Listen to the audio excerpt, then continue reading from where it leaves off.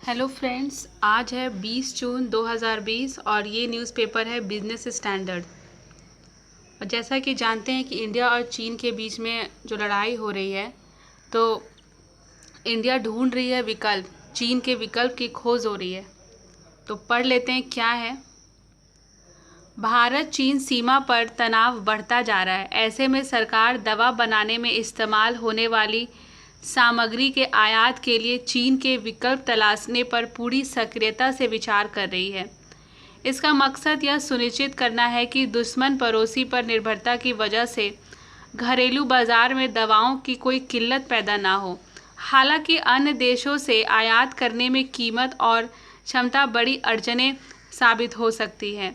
देश के लिए कोविड-19 लॉकडाउन का अनुभव उपयोगी साबित हो रहा है।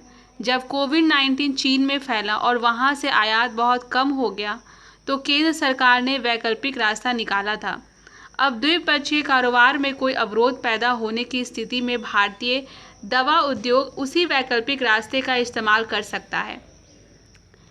एक वरिष्ठ अधिकारी ने कहा कि इस साल फरवरी में भारतीय वाणिज्य सचिव ने करीब 200 मिशन को पत्र लिखकर उन देशों में ऐसी कंपनियां तलाशने को कहा था जो भारतीय उद्योग के लिए खरीद का वैकल्पिक स्रोत बन सके।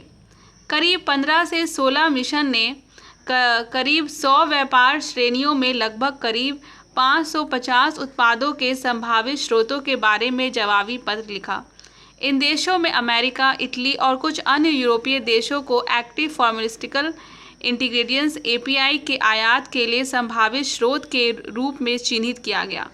हालांकि पूछताछ करने के बाद यह पाया गया कि इन देशों में एपीआई उत्पादन की इतनी अतिरिक्त क्षमता नहीं है कि वे भारतीय बाजार को आपूर्ति कर सके। अधिकारी ने कहा, ब्राज़ील भी एक वैकल्पिक स्रोत के रूप में विकसित हो रहा है, मगर उसका जोर घरेलू क्षमता को बढ़ाने पर है। एक अहम अड़चन कीमत है, क्योंकि चीन से आयातित माल सस्ता है। हालांकि घरेलू दवा उद्योग का दावा है कि चीन में कुछ एपीआई पिछले करीब 1 महीने से महंगे हो गए हैं। भारतीय दवा विनिर्माता संघ के महासचिव द्वारा पी पटेल ने कहा, पैरासीटामोल या विटामिन सी की आदि के एपीआई की कीमत पिछले 1 महीने के दौरान बढ़ी है।